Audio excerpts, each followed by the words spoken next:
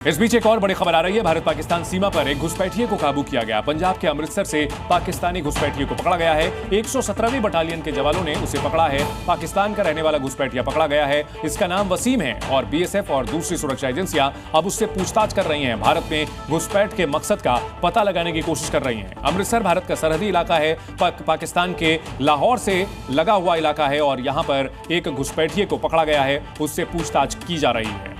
जम्मू कश्मीर के कुलगाम में एक आतंकी को ढेर कर दिया गया। अखल इलाके में लश्कर-ए-तैयबा का आतंकी ढेर किया गया। आतंकियों और जवानों में एनकाउंटर जारी है। 2 से 3 आतंकियों के अभी भी छिपे होने की आशंका है। पुलिस, आर्मी और सीआरपीएफ छिपे हुए आतंकियों की तलाश कर रही है। पिछले कुछ दिनों में एक के बाद एक अलग अलग ऑपरेशन चला करके आतंकियों को ढेर किया जा रहा है।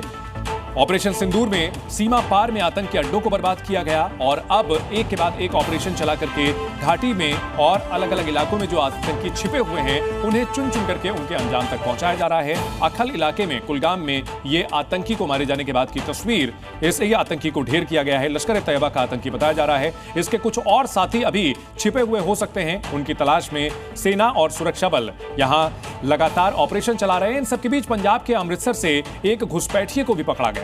अमृतसर जो कि भारत का सीमावर्ती इलाका है। और इस बड़ी खबर पर हमारे सहयोगी खालिद भी हमारे साथ जुड़ चुके हैं। खालिद का रुख करते हैं। खालिद, एक और आतंकी को ढेर किया गया, उसे उसके अंजाम तक पहुंचाया गया, और क्या कुछ जानकारी मिल रही है उसके बचे हुए साथियों को लेकर? बिल्कुल, देखिए, अखाल ऑपरेशन के नाम से ये अभियान चलाया गया है और अब भी ऑपरेशन जारी है। मेरे पीछे जो आप देख रहे हैं ये गली से आगे पुलिस स्टेशन है और फिर आर्मी कैंप है और उसके ऊपर जो है पहाड़ियाँ है जो पीर पंचाल रेंज को जोड़ती है और इसी में कल इनको कॉर्डन ऑफ किया गया है। अभी भी फ्रेश फायरिंग्स यहाँ पर जो है हुई है। हाँ, अभी तक एक जो आतंकी हो मार गिराया गया, हारिस नज़ीर, उसकी पहचान हुई है। वो पुलवामा राजपुरा का रहने वाला है। एलईटी का ग्रेड सी टेररिस्ट था और उसके पास से एक AK-47 राइफल बरामद की गई है। इसके अलावा 2 से 3 का इनपुट और है जो यहाँ पर हो सकते हैं। हालांकि फायरिंग कंटिन्यू है।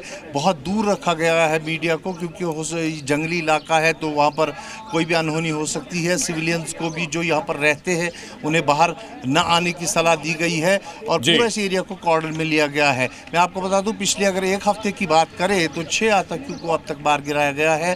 ऑपरेशन महादेव के तहत हमने देखा कि पहलगाम हमले के गुनहगारों को कैसे मारा गया और उसके बाद घुसपैठ करते हुए पुंछ में 2 को मारा गया और आज यहाँ पर 1 को मारा गया। और लगातार कोशिश जारी है कि जो इन जंगलों में छुपे हुए एलईटी के जो और साथी है हारिस नज़ीर के, उनको भी मार गिराया जाए। और ये भी इनपुट है कि इनमें से कुछ पाकिस्तानी टेररिस्ट हैं जो यहाँ पर छुपे हुए हैं और ये अभियान जो है लगातार पूरी कश्मीर में चल रहा है। अभी भी ऑपरेशन महादेव कंटिन्यू है दाचिगाम के जंगलों में क्योंकि इनपुट वहाँ पर भी है कि कुछ छुपे हुए हैं। तो एक हिसाब से अगर हम आपने जो बातें बताई हैं आतंकियों को लेकर अपने दर्शकों को वो टाइमलाइन भी बता देते हैं कि किस तरह से 1 हफ्ते के अंदर पाकिस्तानी साजिश पर बड़ा प्रहार किया गया है, किस तरह से एक के बाद एक कार्रवाई की जा रही है, वो भी आपको हम दिखा रहे हैं। 28 जुलाई को जो ऑपरेशन किया गया था, ऑपरेशन महादेव उसका नाम दिया गया था। पहलगाम हमले के 3 दोषियों को ढेर किया गया था। इसके बाद 29 जुलाई को कुपवाड़ा में जम्मू कश्मीर में भारी मात्रा में हथियार और बारूद बरामद किया गया था। 30 जुलाई को ऑपरेशन शिव शक्ति में